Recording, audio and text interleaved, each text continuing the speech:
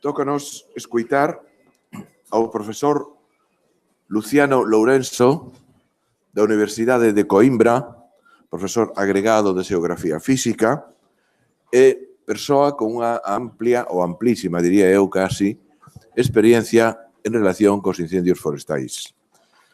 É o director do Núcleo de Investigación en Incendios Forestais, pero tivo tamén moitas actividades de xestión, como foi o director xeral da Axencia de Prevención de Incendios Forestais, o presidente da Dirección da Escola Nacional de Bombeiros de Portugal, coordinación do Plan Nacional de Defensa contra Incendios Forestais, etcétera, etcétera. Non vou entrar nos detalles, simplemente que é un home con unha grande experiencia. Eu o coñecín hai máis de 30 anos xa, cando comenzábamos en Galicia a facer as primeiras experiencias de perdas de solo por erosión en zonas queimadas. Empezábamos a ter os nosos primeiros datos, pero o que me chamou a atención nunha publicación que caeu nas miñas mans foi a intensidade e a gravidade que tiñan os efectos en Portugal, concretamente na zona da contorna do Mondego, donde aquí non coñecíamos nada diso, había estradas cortadas polos arrastres xenerados polas zonas queimadas, había inundacións, había todo un principio de catástrofe realmente física que me chamou moito a atención e pedinlle a posibilidade de poder ir a visitar aquela zona.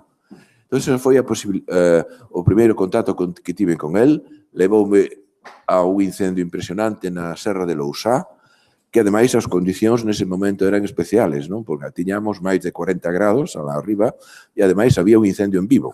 Por lo tanto, foi unha toma de contacto non só con zonas queimadas, sino co que era realmente un incendio forestal, non? Ben, desde aquela, poden imaginar que pasou moito tempo, el seguiu publicando, máis de 300 publicacións ten relacionadas cos incendios forestais, pero sobre todo, e con eso xa quero rematar, é un home que ten unha extraordinaria experiencia, unha longa vida dedicada ao estudo dos incendios forestais.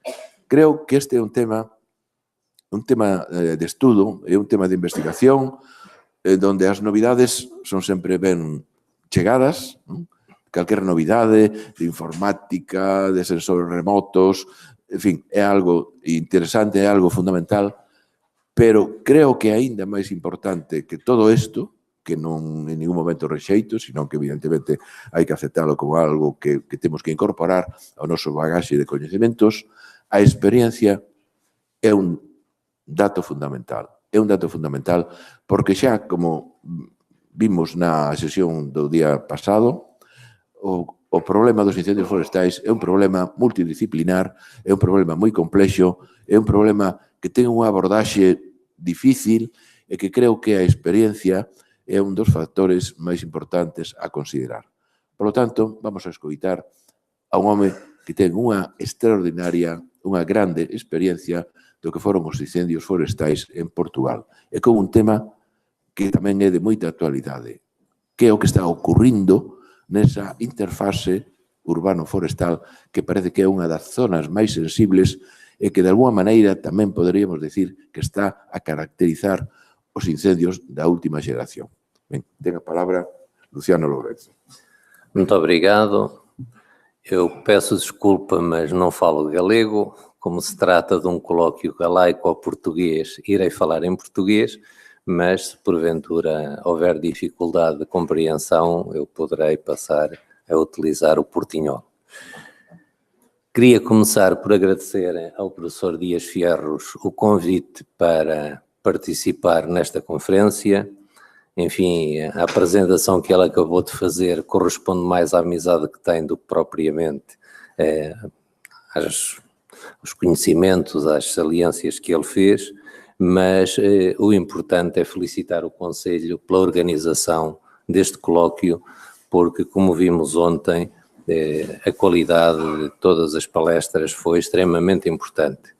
Eu gostaria de saudar os presentes, onde conto com alguns amigos e amigas trabalho de há vários anos. Dar os parabéns aos conferencistas que ontem fizeram magníficas apresentações e que, de certa maneira, me facilitaram o trabalho para hoje, porque, no fundo, Portugal, ou norte e centro de Portugal, é a continuação para sul da Galiza e, excetuando o cadastro, que funciona muito bem na Galiza e que em Portugal ainda não temos, estamos agora a dar os primeiros passos no sentido de vir a conseguir, praticamente todo o resto se pode aplicar. Falando mais concretamente do tema que me tocou em sortes, digamos assim, não é daqueles onde me sinto mais à vontade, tenho apenas um artigo publicado nesta área. De qualquer forma, irei tentar apresentar aquilo que é o nosso entendimento sobre os incêndios florestais. E farei uma breve introdução, um pouco na sequência de algumas coisas que foram ditas ontem sobre a evolução dos incêndios em Portugal e depois centrar-me então nas questões ligadas às interfaces urbano-florestais, falando um pouco das causas indiretas, no fundo retomar muito daquilo que foi dito ontem, apresentar um pouco a evolução ao longo da história recente, falar dos incêndios deste ano, naturalmente, e depois deixar 2 ou 3 notas sobre a prevenção. Em termos gerais, os dados estatísticos dos incêndios florestais deste ano, 2017, falam-nos, são dados provisórios ainda, aliás estou com muita curiosidade para ver o próximo relatório da Comissão Independente para esclarecer muitas das dúvidas que ainda subsistem, mas enfim, aponta-nos 16.981 ocorrências até ao final de outubro e 442.418 hectares de área ardida.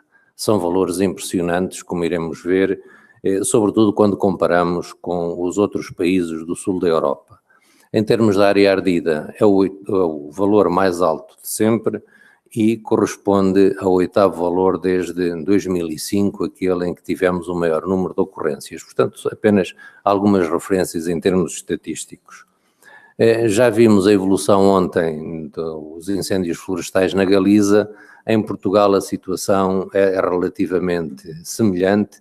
Enfim, aparece aqui o 25 de Abril, a Revolução dos Cravos, em 74, como marco, não tanto em termos do número de ocorrências, porque ela não aumentou muito, mas foi a partir daqui, sobretudo em termos da área ardida, como veremos, que se dá o aumento do número das ocorrências. E este é um dos problemas graves que temos demasiados incêndios e é necessário inverter esta tendência que se pensava estar a reduzir significativamente nos últimos anos, mas isto teve mais a ver com condições meteorológicas menos favoráveis do que propriamente com intervenções de fundo, se bem que tenham sido tomadas algumas medidas, sobretudo depois de 2005, quando tivemos o maior número de incêndios. Portanto, em termos de tendência, a curva apontava uma descida, começávamos todos a ficar muito satisfeitos, mas os últimos anos estão-nos a apontar outra vez para a inversão dessa tendência. Em termos de área ardida, as coisas são um pouco mais complicadas e elas variam muito em função das condições meteorológicas. Como podemos ver, foi a partir de 74 que as áreas queimadas começaram a ter importância em termos nacionais. Aliás, o chamado verão quente de 74 foi um verão quente politicamente, na sequência da Revolução, mas foi quente também em termos de incêndios florestais, porque foi o primeiro ano com áreas significativamente superiores às dos anos anteriores. 75 voltou a ser um ano mau, depois as condições meteorológicas foram favoráveis e, portanto, houve aqui um decréscimo, e todos os anos que a seguir se situam abaixo dos 500.000 hectares, 77, 88 e por aí adiante, 97, são anos que têm a ver com condições meteorológicas favoráveis e, portanto, tivemos, ao contrário de 2003, com condições meteorológicas, temperaturas, sobretudo, muito elevadas, mesmo durante a noite, com temperaturas noturnas superiores a 30 graus centígrados, a máxima no Alentejo foi de 47,3, na Amareleja, e, portanto, foi um verão muito quente. Depois de 2005 voltámos a ter condições aqui, sobretudo, de seca, e Foram tomadas uma série de medidas, depois poderemos discutir isso, e, portanto, nos anos seguintes a coisa parecia que estava melhor. Mesmo assim, tivemos alguns anos acima dos 100 mil hectares, o que já é um número impressionante de área queimada. E quando os meus estudantes me diziam, não, isto agora com as medidas está controlado, eu dizia-lhes sempre, temos que esperar por um ano que tenha condições meteorológicas semelhantes.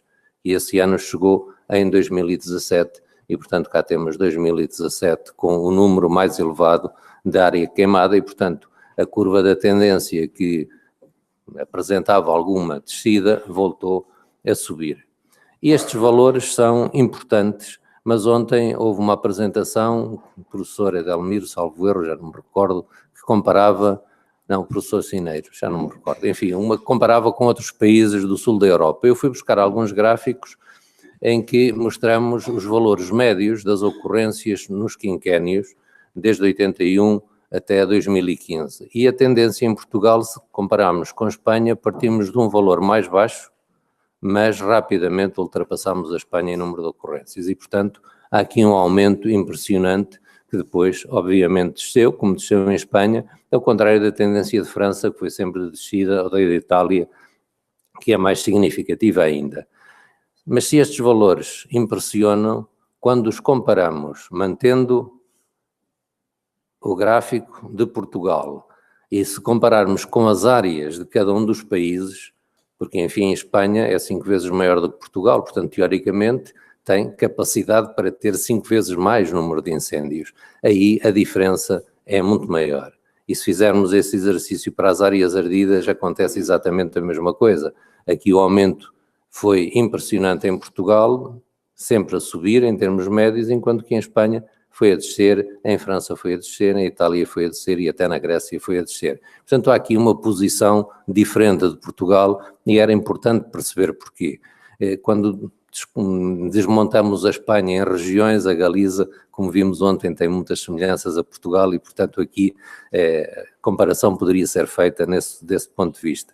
Aparece aqui a prevenção estrutural, como antes aparecia a prevenção conjuntural, como medidas que poderíamos discutir para resolver estes problemas.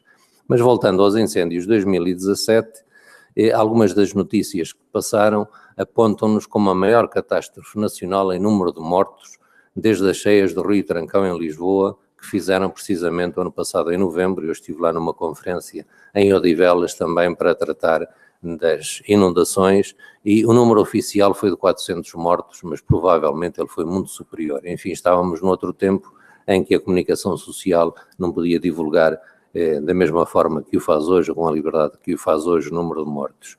Em 2017 já vimos arderam cerca de 500 mil hectares e morreram 111 pessoas. Neste momento, põe-se a hipótese de serem 112, porque nos últimos dias foram encontradas mais umas ossadas e admite-se, a Polícia Judiciária está a investigar se efetivamente se trata de mais uma vítima dos incêndios e, portanto, este número poderá ainda vir a aumentar. No fundo, houve uma série de situações que levou a que o país ficasse atónito a assistir a tudo isto e sem grande capacidade de reação. O incêndio que correu o mundo, despoltou esta situação, ficou conhecido como incêndio de Pedrógão e, portanto, esta corresponde à área queimada do incêndio de Pedrógão. Aqui na sala quem sabe muito mais deste incêndio do que eu e por isso não me vou detalhar, apenas referir que na prática correspondeu a 5 incêndios. Esta mancha verde corresponderá ao de Pedrógão, esta amarela ao de Góis, que foram os mais importantes, e depois outros que se juntaram e acabou por ser considerado o único, como o de Figueiró, o de Penela e o das Cabeças.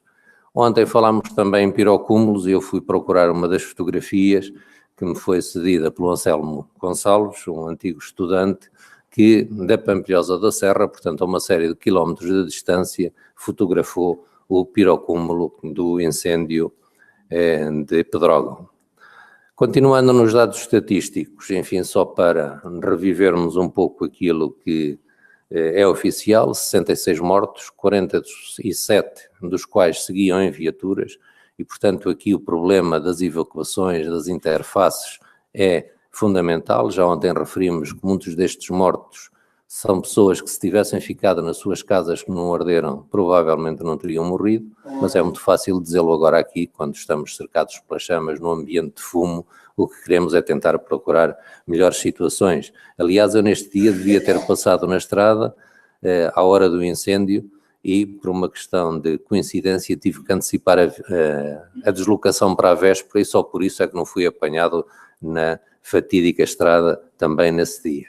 Enfim, quando falamos de mortes, e isto foi a diferença relativamente a outros incêndios, o incêndio de Pedrógão entrou no ranking mundial dos mais mortíferos desde 1900.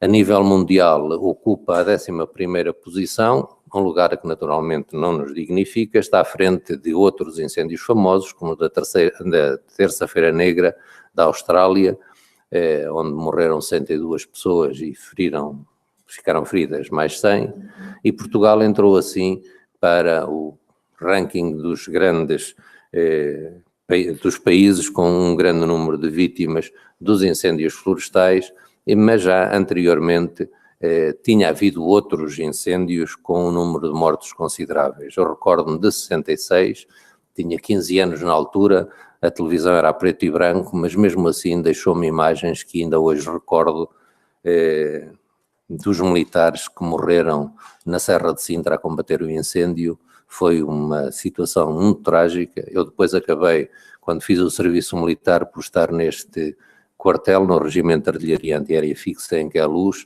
e lá continua no fundo da parada um monumento de homenagem a estes militares, como na Serra também há outros. Depois, já nos anos mais recentes, 85, Armamar, trágico para os bombeiros, foram 14 que morreram. No ano seguinte, em Águeda, mais 13 mortos, 7 da Nadia e 6 da Águeda.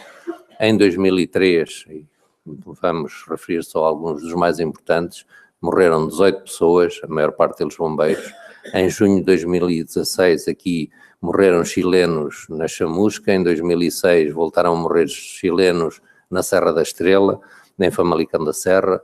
Depois, em 2012, voltaram a morrer bombeiros, 6 mortos, e houve outros entretanto. Mas agosto de 2013 foi o último ano em que morreram bombeiros em número considerável e que levou, entre outras consequências, a que a segurança dos bombeiros fosse reforçada e, portanto, eles tivessem obrigatoriamente que ter mais cuidado em termos de atuação no combate a incêndios, e provavelmente isso foi uma das razões porque em 2017 também tivemos os incêndios que tivemos. Voltando a Pedrógão, a nível europeu era o terceiro maior incêndio em número de vítimas, ou terceiro ano, considerando-se o de Pedrógão. Claro que depois, com os incêndios de 15 de outubro, este número foi ultrapassado e, portanto, passamos a ocupar um lugar completamente diferente. O centro de Portugal, que está aqui representado, enfim, Coimbra fica aqui, o Rio Tejo aqui ao sul, a norte o Douro. Temos aqui algumas imagens de áreas queimadas que nos fazem lembrar o incêndio que foi ontem aqui projetado, também com uma direção sul-sudoeste, norte-nordeste, e que tem a ver com o desenvolvimento em função do vento. Portanto, uma semelhança muito grande em relação à Galiza. Isto é a cartografia do dia 31 de outubro. Se juntarmos apenas a cartografia do final de julho, vemos que as áreas queimadas aparecem-nos sobretudo no interior e aqui mais a sul do centro. Foi o incêndio de Pedrógão, que já vimos. Foi o incêndio de Pedrógão, depois foram os incêndios da Sertã, Vila de Rei, enfim, passaram ao sul do Tejo até Nisa e alguns aqui no interior. Mas foi, sobretudo, o de 15 de outubro que acabou por marcar. Já vimos alguns dados estatísticos, apenas mais uma vez para referir a quantidade de casas que foram destruídas. São números impressionantes e isto tem a ver com as interfaces, no fundo, é esse o principal problema que nos traz aqui, mas além das casas de habitação, houve indústrias, e nomeadamente indústrias relacionadas à exploração da madeira, serrações, carpintarias, que acabaram por ser destruídas, acresceram dificuldades ao escoamento da madeira e, portanto, aumentaram os problemas dos incêndios florestais e, portanto, muitos prejuízos. Quando falamos mais concretamente dos incêndios de 15 de outubro, aí a dimensão foi mais trágica ainda. Mais uma vez eu estou à espera do relatório da Comissão Técnica, porque provavelmente estes valores que são provisórios apontados pelo ICNF vão alterar significativamente. Há incêndios que não foram aqui contabilizados e que terão ocorrido e, portanto, interpretem isto como valores muito provisórios, mas não deixa de ser significativo incêndios com 40 e tal mil hectares, 30 e tal mil hectares, o que nos coloca perante situações que não tinham acontecido até aqui. Do ponto de vista meramente florestal, o 15 de outubro foi traumático também em termos de áreas que afetou. O Pinhal de Leiria era o ex-libris, já ontem foi aqui referido, dos florestais, em termos vários, é a mata nacional por tradição de Portugal, que depois se prolonga para norte, a norte da Figueira da Foz, as matas de Quiaios, Cantanhede, Mira, também foram afetadas. A Mata da Margaraça é uma pequena reserva na Serra do Açor, uma paisagem protegida à base de castanheiros e de carvalhos e, portanto, representava um nicho ecológico da vegetação primitiva da serra, praticamente ardeu, e ainda várias outras áreas do Parque Natural da Serra da Estrela foram afetadas, particularmente nos concelhos situados a norte, Oliveira do Hospital, Ceia e Gouveia. Portanto, foram 442.418 hectares, já o disse, repito, e o Pinhal do Rei foi talvez, o Pinhal de Leiria, aquele que tocou mais na essência dos florestais, porque é o pinhal que tradicionalmente serviu para conter as dunas do litoral e por isso das areias foi mandado plantar, dizem por Dom Dinis, provavelmente foi pelo rei anterior, mas enfim terá sido no século XIII, e ele serviu fundamentalmente como fornecedor de madeira para os descobrimentos portugueses e, portanto, daí a sua importância. E depois desta breve introdução, eu retomo o tema do colóquio, uma nova geração de lumes, pois provavelmente sim. Eu direi que para Portugal, na minha análise, estamos na 4ª geração. Claro que depois da apresentação que vimos ontem aqui do Marco Castelo, estas gerações não são entendidas exatamente da mesma maneira que ele o faz. Eu entendo mais em termos de quantificação das áreas ardidas e da dimensão dos incêndios e por isso considero que esta primeira geração, até 1985, teve incêndios abaixo de 10 mil hectares e, portanto, aqui a referência são os múltiplos de 10 mil. E os grandes incêndios nessa altura eram considerados 10 hectares. Eu recordo-me que na circunscrição de Coimbra, os florestais, o engenheiro Nelson e o engenheiro Pedro, levantavam todos os anos e praticamente passavam a época a fazer cartografia manual dos perímetros das áreas queimadas, a medir o volume da madeira queimada, a identificá-lo por espécies e, portanto, fazia-se um trabalho de grande pormenor com os incêndios acima de 10 hectares. E nessa altura eram 10 hectares que se consideravam um grande incêndio. Portanto, estamos numa geração bem diferente. Curiosamente, do ponto de vista geográfico, eles praticamente ficavam confinados a norte do Rio Zézer. O Rio Zézer passa sensivelmente por aqui e vem desaguar no Tejo, que passa um pouco mais a sul. Portanto, aqui a área ardida entre 75, 76 e 80, e vamos ver alguns mapas porque que nos mostram esta evolução, portanto, sobretudo o centro e também o norte de Portugal. Pontualmente, a Serra do Monchique, no Algarve, também sofria alguns incêndios, mas nesta fase, sobretudo aqui a norte do Rio Zézer. Na geração seguinte, os incêndios descem um pouco e passam a situar-se a norte do Rio Tejo, portanto, há uma ligeira evolução para sul e aumenta a área das maiores ocorrências. Passamos a ficar num intervalo acima de 10 mil, mas abaixo de 20 mil.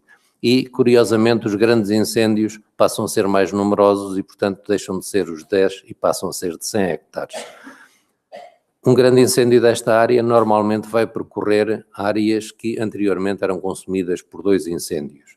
E, do ponto de vista da distribuição geográfica, cá temos agora os incêndios já a sul do Tejo, a sul do Zezer, perdão, mas de uma maneira geral a situarem-se ainda a norte do Rio Tejo, nos 3 quinquénios seguintes e que correspondem sensivelmente a esta geração. A terceira vai até 2016 e estende-se de 2003, que, como vimos, foi o ano com os grandes incêndios, em que pela primeira vez tivemos incêndios com mais de 20 mil hectares. E tivemos vários. E, como foram muitos, nesta altura passou a considerar-se, nestes anos 2013 e 2005, como grandes incêndios apenas aqueles que tinham mais de 500 hectares.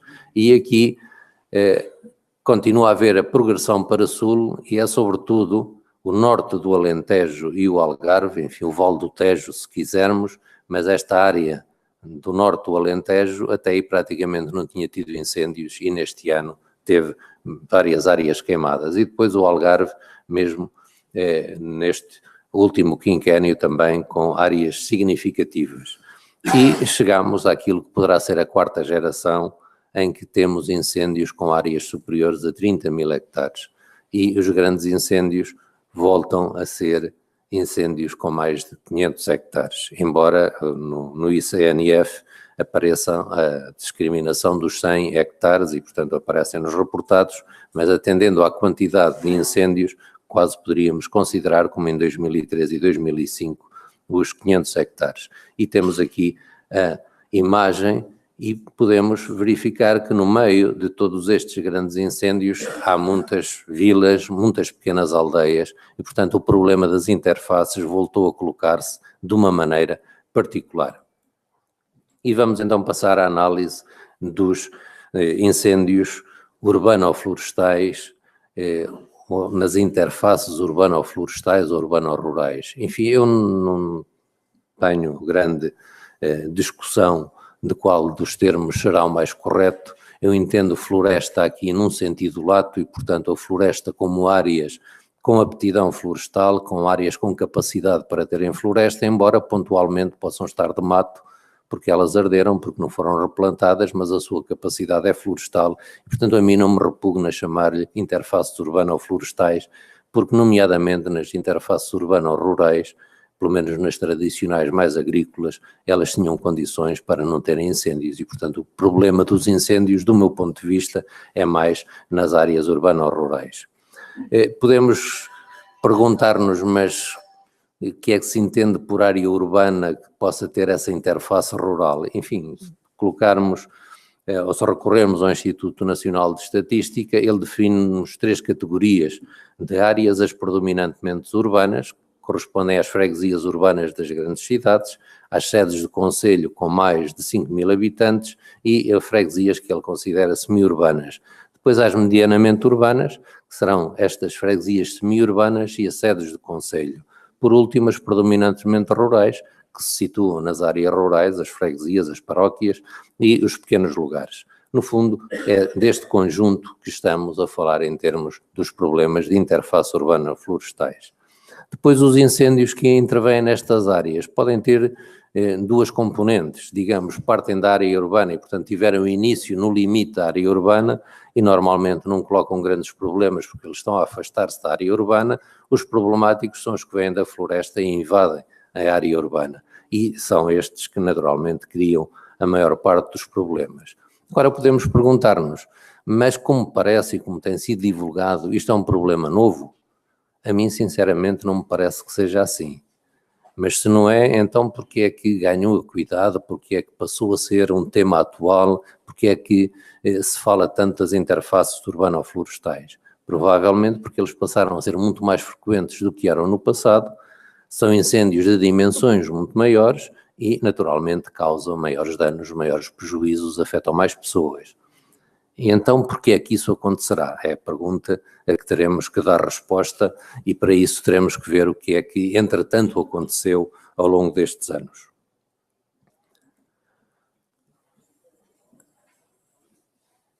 Há uma verdade lá para Alice. É que todos os incêndios começam por ser pequenos. Eu recordo-me que quando dávamos formação a bombeiros dizíamos que os incêndios, quando começam, apagam-se com os pés. Não precisamos de mais nada. Agora, se os deixamos crescer, depois as coisas complicam-se, fogem ao nosso controle e nunca sabemos como é que apagamos. E às vezes precisamos de arranjar argumentos, sobretudo quem tem responsabilidade política, para explicar aquilo que não tem explicação. E recorremos aos Ofélias e a outras situações. É evidente que o Ofélia condicionou a evolução dos incêndios. Mas felizmente, como vimos no mapa, ardeu muito. Mas o Ofélia passou também no meio daquelas manchas vermelhas e aos lados. E felizmente não arderam. Portanto, não podemos atribuir tudo às causas naturais, aos elementos naturais. E muitas vezes isso serve-nos para arranjar alívios. E eu, num dos estudos que fiz quando comecei nestas coisas, porque percebi que os bombeiros são qualquer coisa intocável em Portugal, e ainda bem que o são por um lado, mas precisam de melhorar em muitos aspectos, e os argumentos que tinham para justificarem, quando comecei, já lá vão uns anos, mudavam de ano para ano, ou de 2 ou 3 em 3 anos. Primeiro não havia caminhos, era a grande dificuldade, não tinham acessos. Agora volta-se a falar nisso. E foram construídos milhares de quilómetros de caminhos florestais. Passaram a ter acessos, então não tinham meios e foram equipados. E poderíamos continuar aqui com uma série de alívios. O do último ano foi o Ofélia, ou do último grande incêndio, perdão. Enfim, tudo isto é importante. A prevenção, que foi ontem muito falada aqui, é fundamental, e o facto de, por algumas razões, a prevenção poder não resultar, e vamos ver casos concretos em que as medidas tecnicamente aconselháveis falharam, mas não falharam por se ter feito prevenção, falharam porque não houve combate. E, portanto, a prevenção só por si não consegue resolver tudo.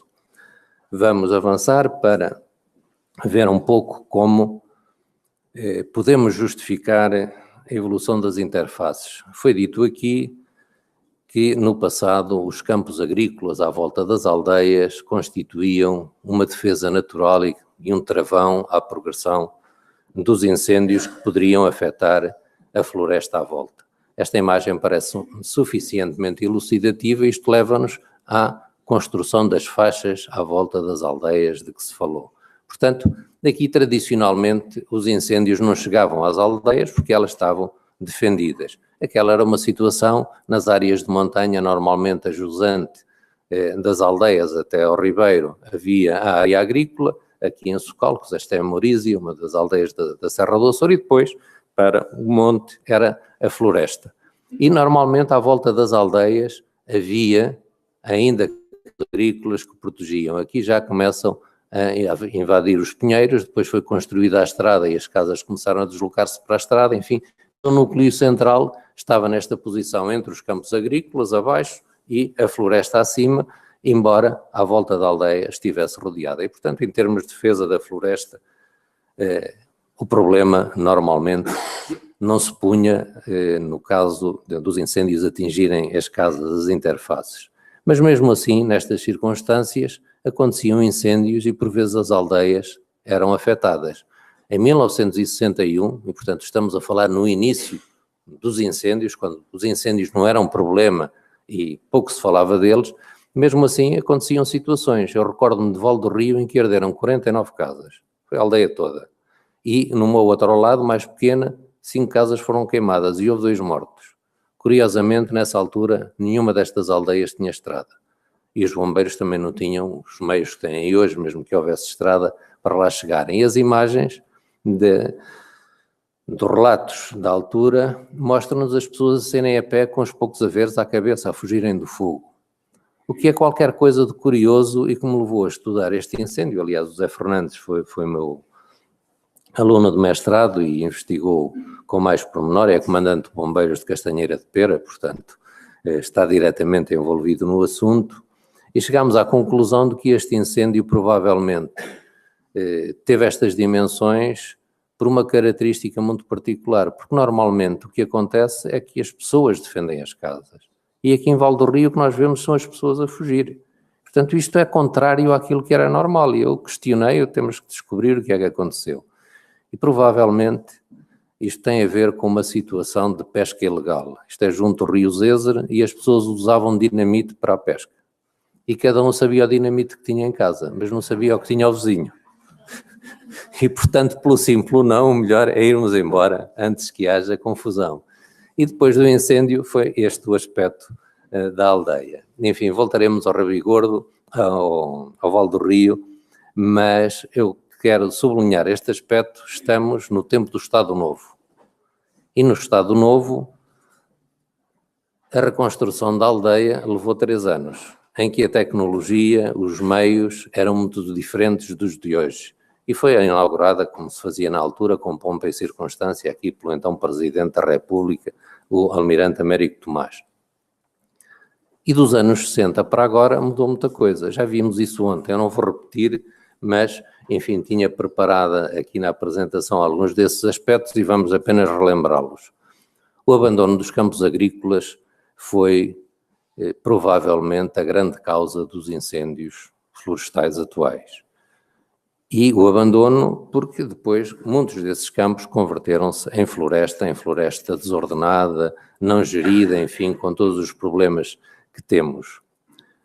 Ontem passaram a imagem do campo de futebol, eu já tinha esta, tive para tirar, mas achei que ela é representativa e, portanto, toda a imigração que se deu, sobretudo às áreas serranas do centro e norte de Portugal, primeiro em direção a Lisboa, a Grande Lisboa, a Península de Setúbal, quando começava a industrialização, depois o êxodo para a França, um pouco como sucedeu aqui em Espanha, acentuado no nosso caso, em termos dos jovens para fugirem ao serviço militar obrigatório, enfim, várias condições que levaram a esse colapso económico, fizeram com que muitas aldeias do interior, pouco a pouco, ficassem desertas e muitas das que hoje ainda têm alguns habitantes, daqui a 20, 30 anos estarão também despovoadas, sendo utilizadas apenas nas férias. Mas grande parte dessas áreas serranas têm comunidades que nós chamamos de baldios, as comunidades vicinais aqui da Galiza, que eram geridas pelo Estado, onde haviam casas de guardas florestais com um perímetro próprio e essa desorganização levou a que a grande parte das casas fossem abandonadas e muitas delas arderam inclusivamente e, portanto, os incêndios nesses espaços comunitários passaram a ter grande acuidade. Voltando às interfaces, em 75, reparem, falámos há pouco da Revolução de 74, o verão de 75, em 75 uma aldeia de Cepos, no concelho de Arganil, já teve várias casas queimadas, esta é uma fotografia tirada da comarca de Arganil, o jornal, e houve 12 casas e morreram 3 pessoas. E, portanto, estes incêndios nas interfaces não são de agora, do meu ponto de vista, mas têm, naturalmente, uma dimensão maior. Vou buscar uma aldeia, a outra de Vale do Rio, que falámos há pouco, é de Figueiró dos Vinhos, portanto, estamos na área do incêndio deste ano, esta Rabigordo é de Pedrógão Grande. Ardeu uns anos depois, mas já estávamos no período democrático, já na Europa, nas ilusões. E o processo de reconstrução do Vale do Rio levou 3 anos, recordam-se. O do Rabigordo, cujo incêndio ocorreu em 83, teve o projeto das casas em 86, 3 anos depois. Projeto. 3 anos depois, Vale do Rio estava reconstruída. Julho de 87, por aí fora, em 89, a situação das casas era esta. Quando tirei a fotografia, aqui a placa já meia destruída, porque tinha sido parado o projeto, abandonado, tinha-se feito uma candidatura ao quadro comunitário, a candidatura foi para a estrutura das casas, acabou a candidatura, parou. E depois teve que se fazer nova candidatura e o processo continuou e passados 9 anos, em 82, tivemos as casas novas. Mas passado 9 anos, onde é que estavam as pessoas que residiam em Rabigordo? Parte delas já tinha morrido. Os outros ou arranjaram ali no mosteiro ao lado, ou em Pedrógão, ou foram para Lisboa, portanto, ninguém quis as casas. O padre, que era descendente de uma dessas pessoas, acabou por ficar com uma e era o único que lá ia mais ou menos regularmente. Todas as outras ficaram para os herdeiros. Uma delas nunca chegou a ser reclamada e se forem lá agora no verão, como eu fui este ano, porque o Rabigordo voltou a arder, enfim, aqui está verdinho, mas se lá forem agora, está tudo, agora já começa a haver uma erva verde, mas as árvores estão todas queimadas, estavam lá uns imigrantes que estavam de férias e, portanto, gastou-se dinheiro, enfim. Voltamos ao Vale do Rio, que voltou a arder em 89. Nesta altura, a população refugiou-se na capela e mesmo assim foram destruídas 8 casas. Uma imagem aérea do Vale do Rio, aquela pequena aldeia que tínhamos visto antes e que voltou a arder e que agora está de novo queimada à volta. Enfim, as interfaces são claramente, do meu ponto de vista, um exemplo daquilo que tem falhado em termos de ordenamento do território, uma das questões que debatemos ontem, em termos de planeamento urbano e, sobretudo, em termos de gestão florestal do espaço envolvente. O que é que acontece quando as aldeias vão crescendo? De uma maneira geral, havia um núcleo inicial, esse núcleo inicial tinha uma estrada, a estrada prolonga-se por caminhos para a mata. Sempre que há eleições, quem lá construiu a casa vai chatear o presidente da Câmara, o alcaide, para lhe asfaltar o caminho e a partir do momento que está asfaltado, enfim, pouco a pouco vamos crescendo em direção à floresta.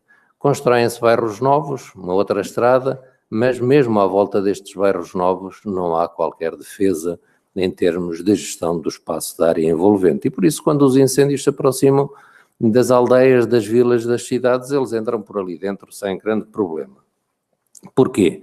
Por muitas situações. Ontem também falámos da alteração das espécies. Sabemos que o nosso bosque tradicional era constituído à base de carvalhos e de castanheiros, ou sobretudo frondosas, das espécies folhosas, e que com a arborização dos litorais, nomeadamente as áreas das dunas e dos baldios serranos, a partir dos anos 40, 50, até 60, foi o grande impulso, sobretudo nos anos 40, 50, enfim, chegaram a transportar mato da Serra da Lousã em carros de bois para o litoral para fixarem a areia, para poderem fazer a sementeira de penisco, enfim, poderíamos falar um pouco dessa arborização, foi uma obra em termos de engenharia florestal verdadeiramente impressionante à época, atendendo aos meios envolvidos, mas enfim, o processo depois dos pinheiros deu origem a uma grande mancha contínua de pinhal e muitos orgulhavam-se por termos a maior mancha contínua da floresta de pinhal, com todas as consequências que isso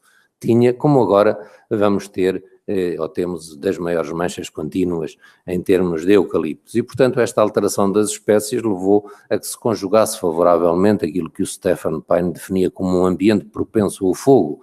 No fundo, trata-se de incêndios que ganham dimensão, que percorrem áreas relativamente grandes e que, pelas suas condições, as próprias alterações das espécies, é mais difícil, como sabem, combater incêndios em pinhal do que em folhosas, é mais difícil combater incêndios em eucaliptais do que em pinhais e, portanto, eles vão aumentando de gravidade.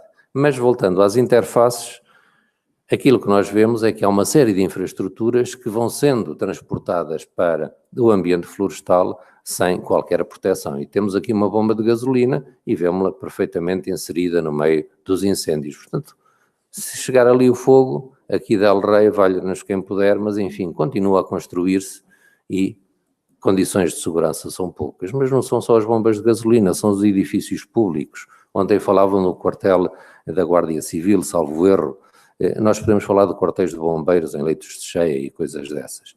Enfim, aqui há uma escola e, mais uma vez, não há qualquer faixa de segurança e ardeu com a agravante de que as próprias bocas de incêndio não tinham água para apagar o incêndio. Isto são as novas tecnologias.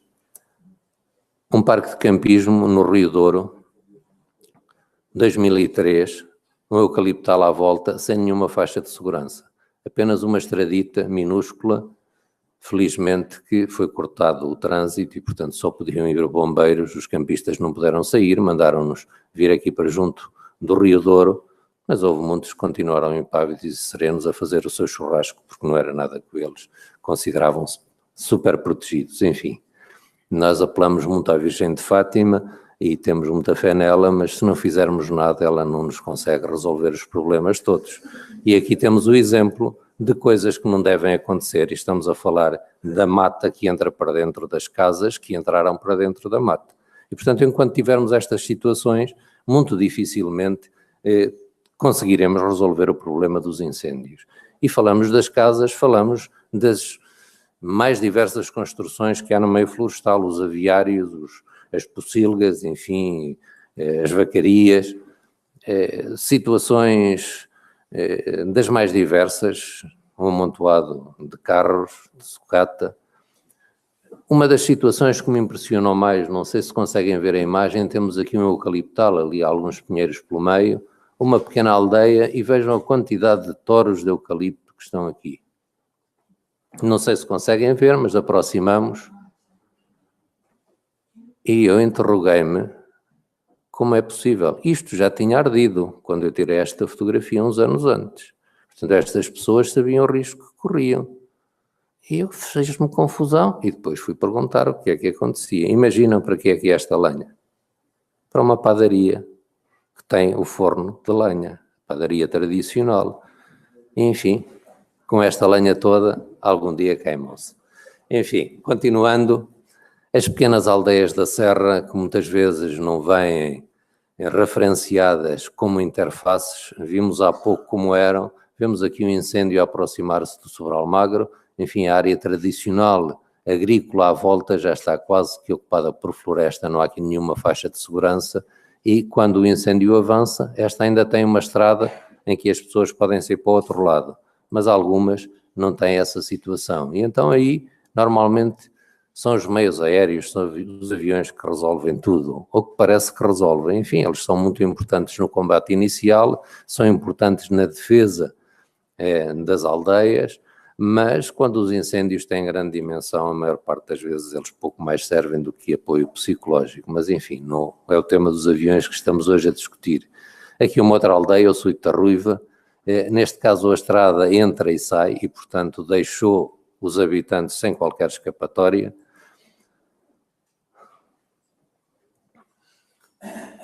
E o problema dos incêndios florestais passa muito por prevenção, mas não podemos escamotear nem deixar de considerar o combate.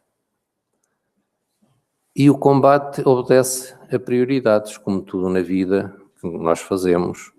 E as prioridades do combate nos últimos anos têm sido a de defender as pessoas, naturalmente que devemos evitar mortes, ninguém põe isso em causa, e os seus bens.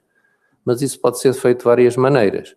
Podemos colocar-nos ali no limite da aldeia e ficar à espera que o incêndio chegue. E eu recordo-me que em Monchique, em 2003, houve uma dessas aldeias em que os bombeiros tiveram 2 dias à espera que o incêndio lá chegasse. Ele andava na serra a pedir, venham aqui apagar-me, eu estou aqui, venham cá apagar-me. Eles esperaram que chegasse à aldeia. E o incêndio disse, vocês não me querem apagar, então eu vou soprar para o queimado e vou arder para o outro lado.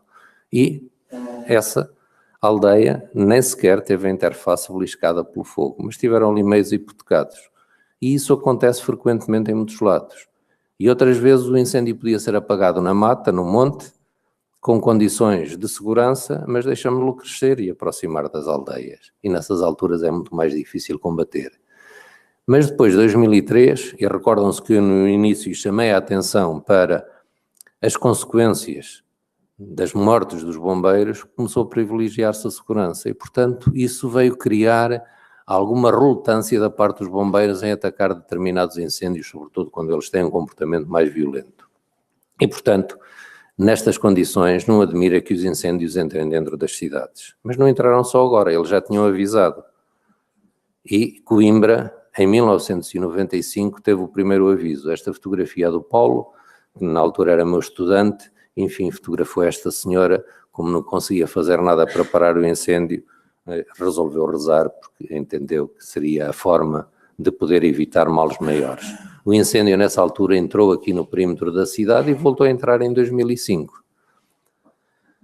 Este incêndio desenvolveu-se, enfim, esta é uma imagem que mostra aqui a parte da circular externa e há aqui uma série de manchas que nós podemos ver com mais precisão. Aqui estava o Polo 2 da Universidade, começava a ser construído, está aqui queimado. Portanto, temos no interior do perímetro urbano um incêndio que começa por aqui, desenvolve-se, enfim, atravessa o rio, tinha começado o outro a sul, acabou por se juntar, depois ele progride em direção a Penacova para norte e este, e progride para sul, e é sobretudo este que vai avançar.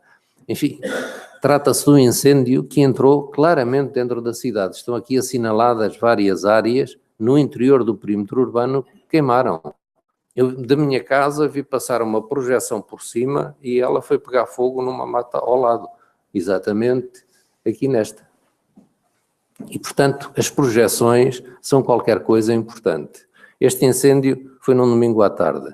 Enfim, ele vinha aqui a sul do rio, neste momento estes clarões que se vêem é no fundo do vale.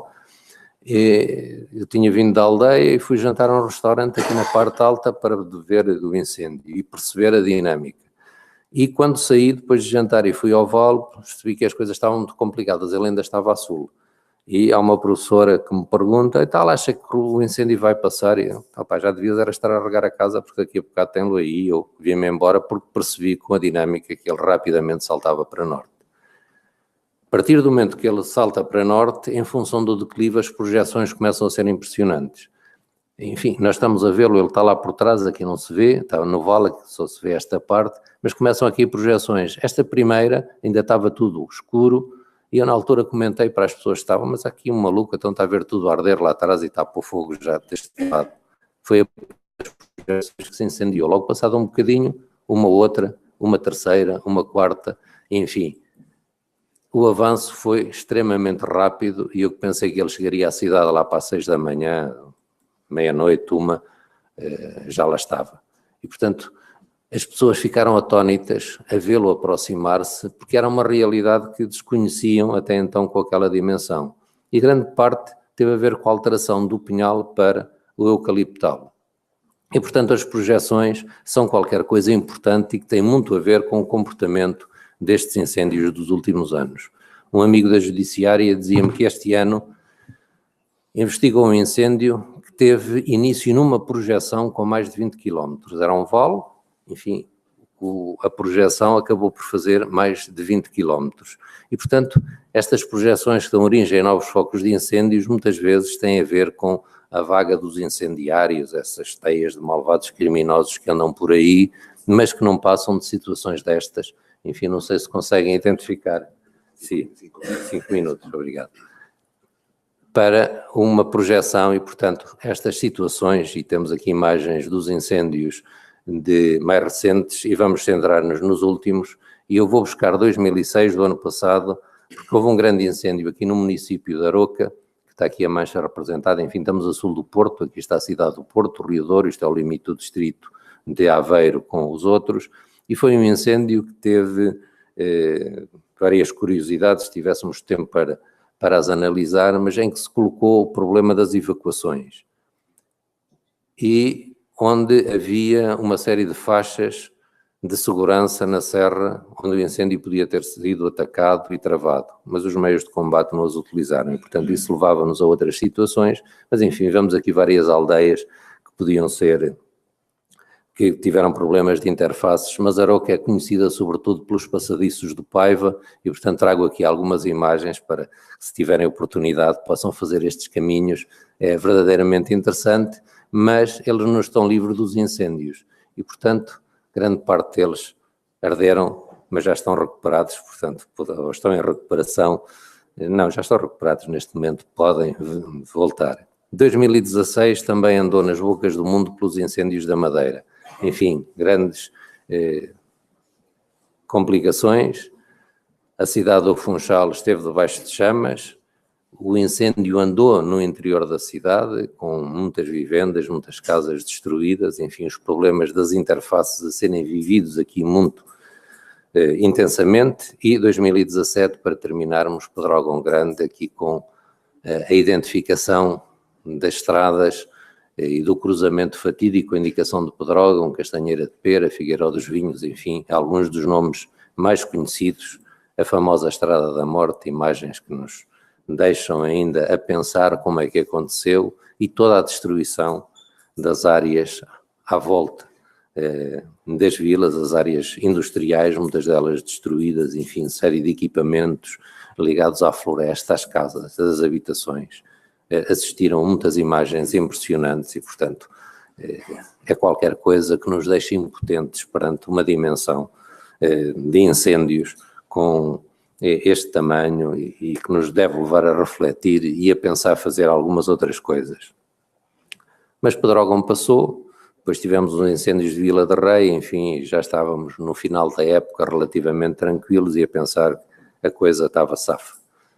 Enfim, veio o dia 15 de outubro, menos mediatizado do que o 17 de junho, e isto podia nos levar aos problemas da mediatização dos incêndios, enfim, não temos tempo, e aqui alguns dos incêndios eu vou apresentar apenas imagens de 4 para retomar algumas das questões de ontem do ordenamento florestal. Falámos dos corta-fogos, enfim, aqui há aceiros e há rifes, uns numa direção este-oeste, outros no sentido norte-sul, enfim, é uma distinção meramente técnica, e isto dá origem a uma série de retângulos chamados talhões, que no Pinhal da Leiria constituem 342. Depois ficam os valores disponíveis, enfim, aqui temos um arrife, que é um pouco mais estreito do que o aceiro, enfim, 2 imagens antes do incêndio. Infelizmente estes pinheiros já lá não estão, estarão em pé, mas secos, e Marta Ferreira Lante, no Observador, escreveu,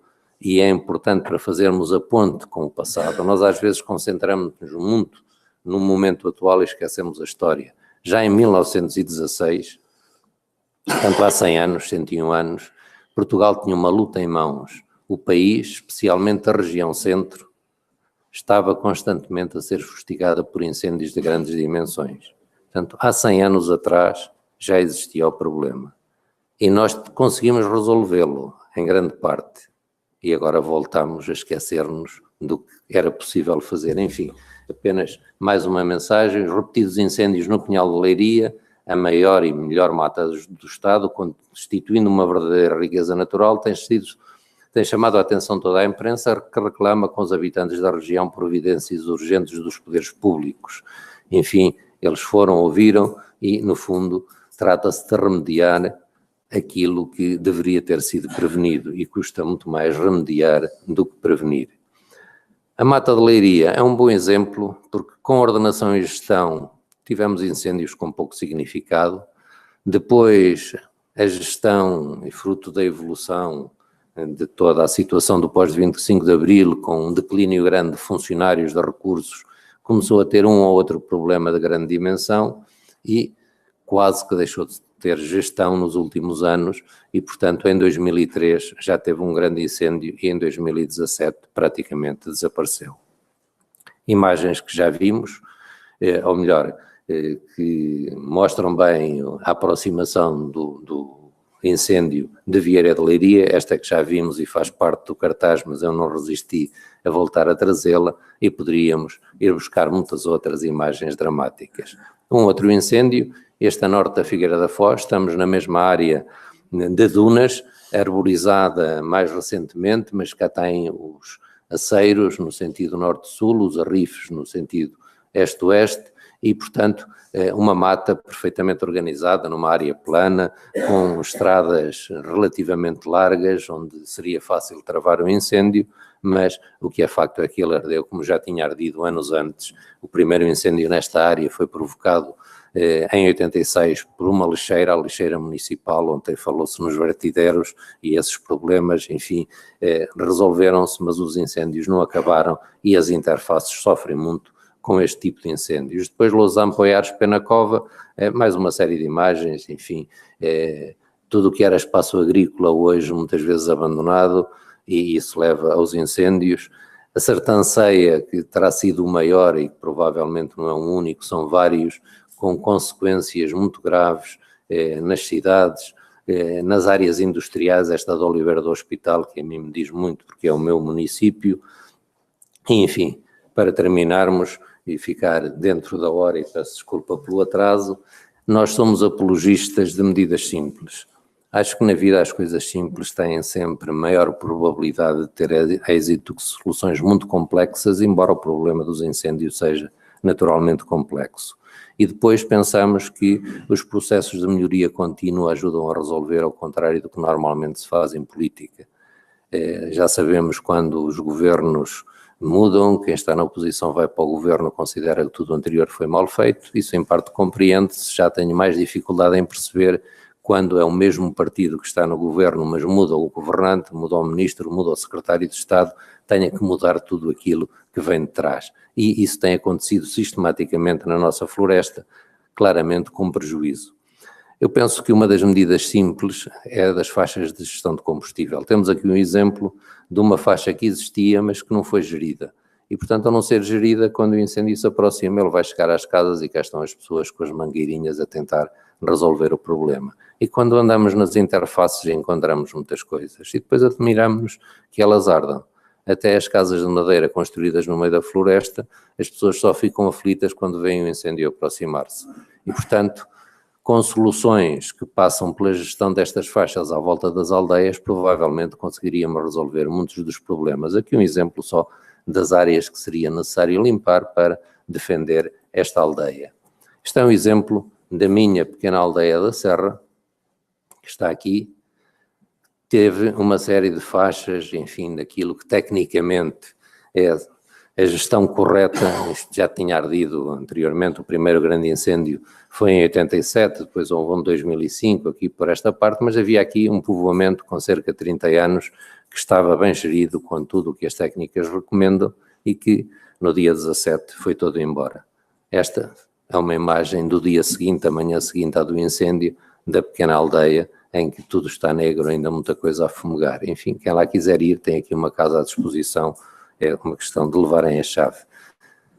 E porque ontem falámos das casas e das faixas, esta é a proposta que o Instituto da Conservação da Natureza tem para não eliminar todas as árvores, mas manter condições de segurança à volta da casa e que separa claramente do espaço florestal bastante mais denso. Enfim, não vamos estar a entrar em grande detalhe porque não temos muito tempo. Agora, eu sou um grande defensor das faixas de segurança. Acho que se elas existissem, nestes casos, tanto de Pedrógão como do dia 15 de outubro, muitos dos problemas não teriam existido e a terem existido eles seriam-se muito menores. E o número de mortos seria muitíssimo mais reduzido, não tenho a menor dúvida. Agora, será que aprendemos com esta lição? Será que a partir de agora vamos ter faixas? Em algumas aldeias, elas já começaram a ser construídas com plantação de frondosas, mas eu creio que são a exceção que irá confirmar a regra. Infelizmente, nós não temos sabido aprender com os incêndios e por aqui me fico pedindo desculpa por me ter alongado. Muito obrigado.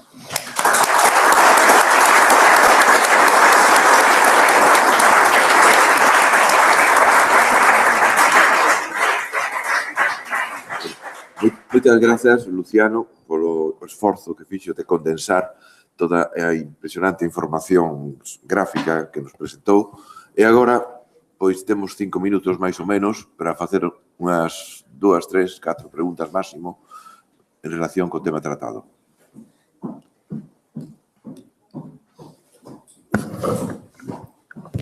Noraboa pola disertación, moi correcta, e realmente a extinción non se pode eliminar, porque por moita prevención que se faga, evidentemente non vai a evitar que se produzan incendios.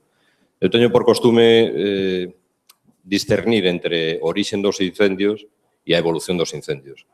Unha das preguntas é, en Portugal estáse a facer investigación das causas dos incendios para saber o orixe da problemática de por que se provocan, eso de que empezan e podense apagar cos pés, non? Eso é certo, pero que despois de coñecer o orixe do problema, a evolución vai en consonancia coa prevención e co manexo da floresta.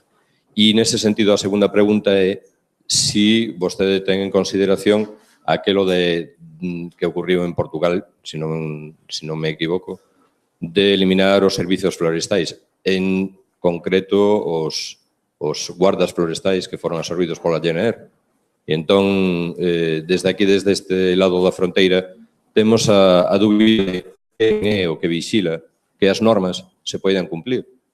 É dicir, está moi ben elaborar plans e normas, pero quen é o que fai que se executen esas normas? E unha terceira pregunta, se cadra máis persoal, que poderíame aclarar algunhas dúbidas que teño eu sobre si están permitidas as queimas no verán en Portugal. Gracias.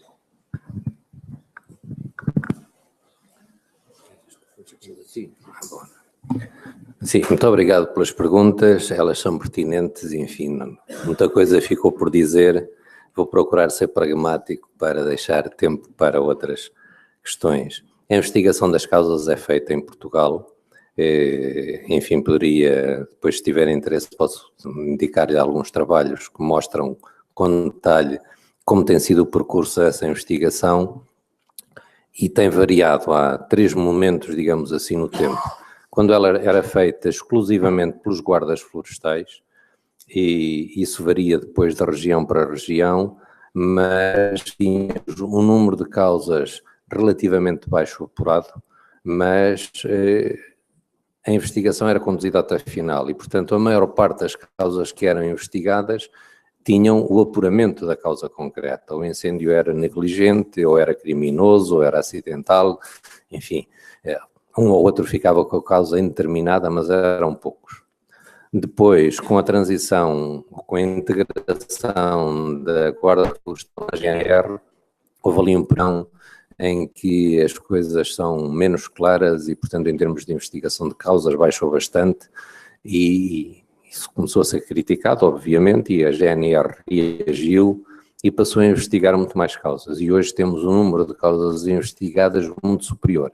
Agora, a investigação diminuiu muito, ao ponto de grande parte dos incêndios terem como causa indeterminada.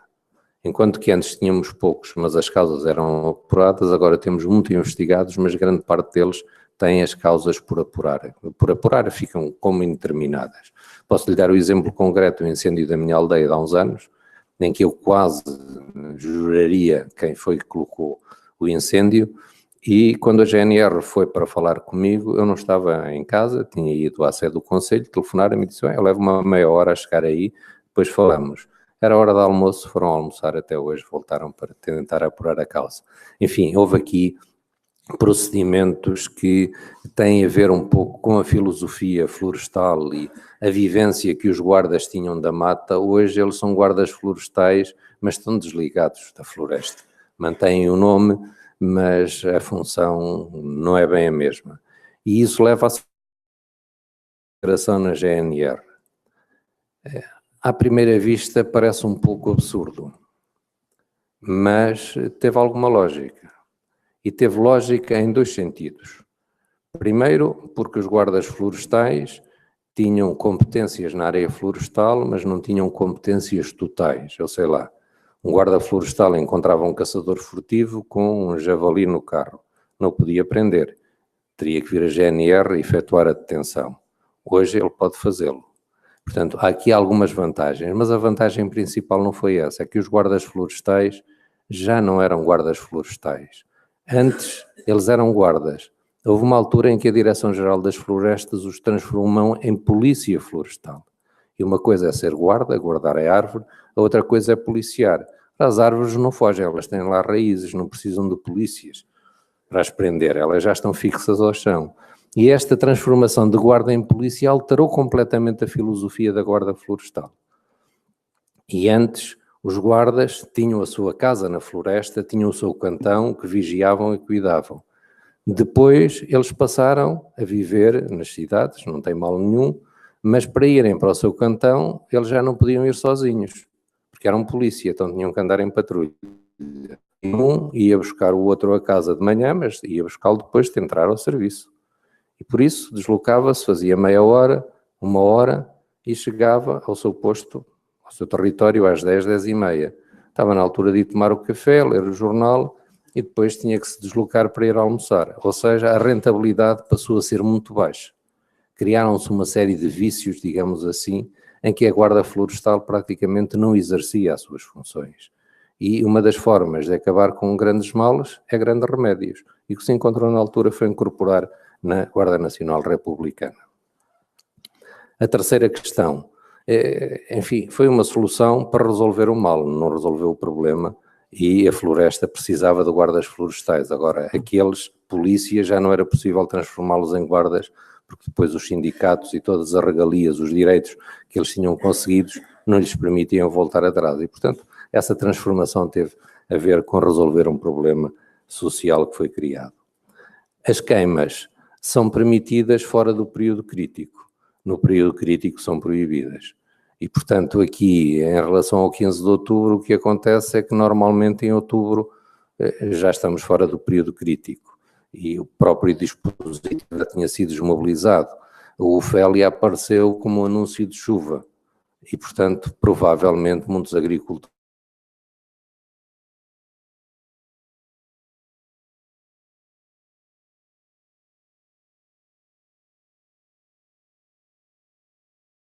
todas as questões.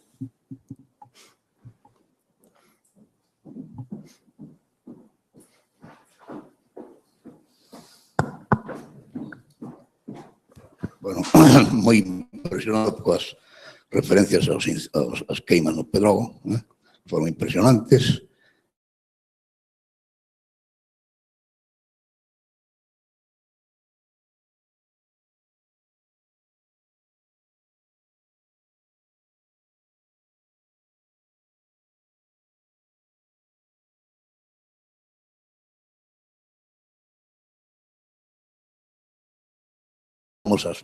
As fallas, as faltas, en fin, as carencias de tipo administrativo, de tipo político, etcétera, etcétera. Eso parece que é unha evidencia, non? Pero eu resístome a pensar, a creer que tamén non haxa unha man criminal en algúns casos, non? Entón, o ligo co tema de Galicia, o tema noso, non? Aquí está moi extendida a creencia, penso eu, moi justificada, de que hai mans criminais, o sea, o elemento humano que intervén nas queimas, pois, para mí ten unha calificación penal moi clara, que é unha man criminal, non? Entón, eu o que lle preguntaría é se, dende o estamento político, que supoño que estará moi tocado precisamente por esas carencias evidentes que se produciron e tal, tampouco non se contempla unha, digamos, un maior tratamento, un tratamento máis completo do tema penal. Se non se tocou de alguma maneira por algún segmento posiblemente da oposición política a necesidade de cambiar o tratamento penal no Código Penal portugués, que non coñezo, tristemente non coñezo un pouco español, pero non o portugués neste tipo de cousas, non? Porque eu penso que ese é un punto importante. Non da intensidade seguramente que ten en Galicia, pero posiblemente eu resístome a creer, insisto, a pensar que non haxa tamén este tipo de cousas en Portugal. Bueno, moitas gracias pola súa posible resposta. Muito obrigado pela questão, porque permite-me tratar uma daquelas ideias que estava aflorada, mas que não desenvolvi e que é importante. Eu, quando falei na mediatização, quando disse que era um dos temas que poderíamos abordar, a mediatização, a televisão, os jornais, a informação é importante. Mas ela deve ser verídica, deve corresponder à realidade. E aquilo que eu observo nos incêndios florestais, para já é que surgiram uma série de especialistas, e ainda bem, porque eu cada vez sei menos de incêndios, e quando vejo essas reportagens fico elucidado sobre muita coisa que se diz e que não responde minimamente à verdade. Mas, enfim, o que passa é que circula, e seja verdade ou não, com tanta repetição e, sobretudo, políticos influentes, passa a ser verdade, mesmo que não seja. E a mão criminosa é daquelas questões sagradas e que quase sempre os jornalistas colocam em primeiro lugar quando se dirigem ao comandante da força de combate. O incêndio tem origem em mão criminosa. E nós começamos a ouvir tanto essa repetição que nos começamos a convencer que é verdade. Quando fazemos a investigação de causas, e isso liga-se um pouco à pergunta anterior, o que nós verificamos é que não é bem assim. Apesar dos jornais continuarem, cada vez que a polícia judiciária prende um incendiário, a noticiarem e ir aumentando as estatísticas, e este ano foram presos centos e não sei quantos, quando depois a justiça começa a trabalhar, verificamos que a maior parte deles nem sequer vão a julgamento. E os que vão a julgamento poucos são condenados. Ou seja, poderá dizer-me, é difícil provar, mas às vezes também é preciso prender alguém para calar a comunicação social. E, portanto, um incendiário, e basta um, pode colocar muitos incêndios. E muitas vezes os incendiários não são os madeireiros, não são os delinquentes, não são aqueles que parecem. Há muitos artefactos, e eu tive possibilidade de trabalhar com alguns estudantes e colegas da judiciária e percebermos as condições em que são lançados incêndios. E vou falar do passado para não comprometer com nada do presente. Há uns 30 anos, na pista de aviação de Ferreira do Zézer, uma das aeronaves tinha um aparelho incendiário no interior para poder lançar mechas incendiárias. E isto não é noticiado na televisão. O que é noticiado é o delinquente, são as brincadeiras de crianças. É evidente que isso acontece, mas eu continuo convencido que sou uma minoria, porque se houvesse assim tantos incendiários, e não tenho dúvida que a nossa polícia judiciária é boa e atua, e em termos penais vai ser criado agora até um departamento, uma nova função em que há um grupo de polícias que vão ficar exclusivamente afetos às causas dos incêndios e a tentar prender os incendiários, e portanto acho que há um bom trabalho que tem sido desenvolvido e em termos penais a lei é rigorosa. Acho que a comunicação social desenvolve demasiado o tema, quer criar a onda mediática, e o incêndio de Pedrógão foi mais um exemplo. O incêndio de Pedrógão veio agora publicado ontem, anteontem, na comunicação social, que as causas foram descarga elétrica. Foi a causa que o Ministério Público apurou. Nos dias que se seguiram, houve toda a gente, inclusivamente o Presidente da Liga de Bombeiros Portugueses, a lançar a paranoia dos incendiários. Andavam incendiários à solta, pelo país inteiro.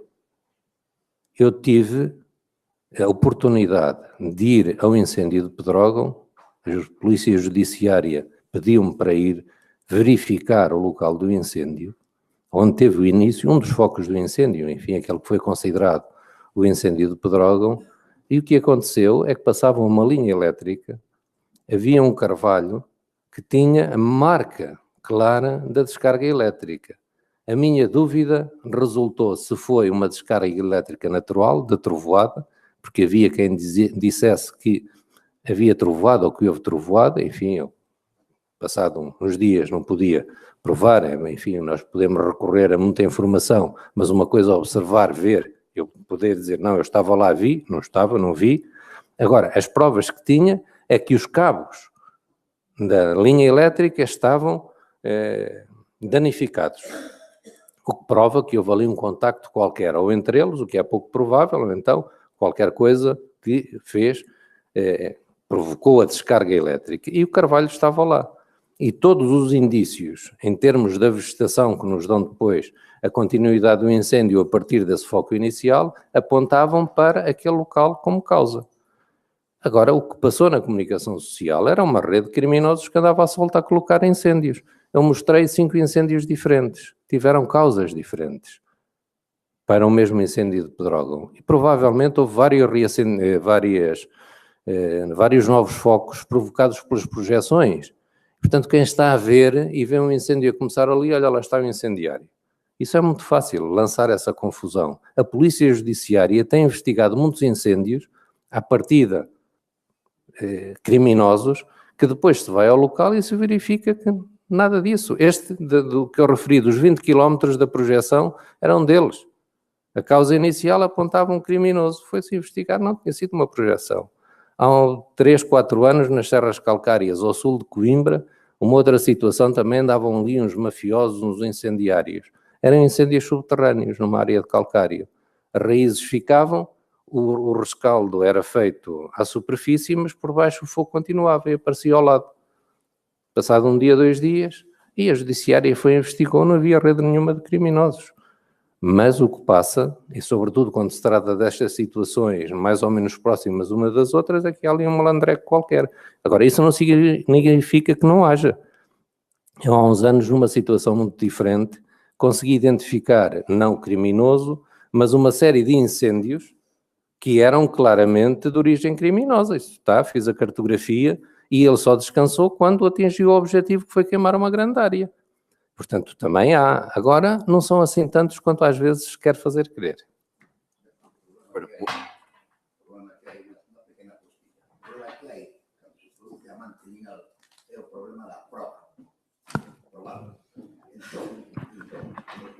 Normalmente, tristemente, acontece en Galicia, que é o caso que máis ou menos coñecemos, é que funciona, pois, a colectividade silenciosa, a omertá, a traducción italiana da omertá. Eu non sei se en Portugal acontecerá o mesmo, pero aquí é o que pasa. Entón, é moi difícil para un xuez, para en fin, unha instancia judicial chegar ao último tema. Nada máis, é unha postilla, simplemente. Sim, e isso acontece também em Portugal, eu concordo perfeitamente. Há situações em que se identificam, mas se vai a polícia investigar, a comunidade fecha-se e não querem incriminar alguém que sabe claramente que é. Hai outra pregunta, pero casi si pode ser, vamos, porque despois vamos a ter un...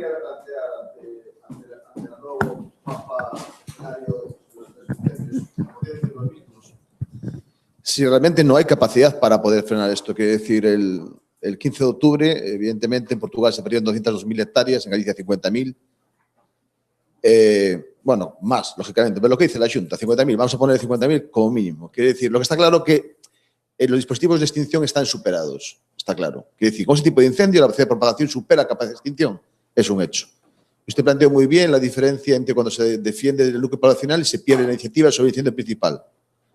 Entonces, claro, realmente hay que reconocer que, con independencia de que empregaba fuego al monte ese día, el hecho es que si se puso de forma accidental o de forma provocada, la velocidad de propagación estaba ahí, ¿vale?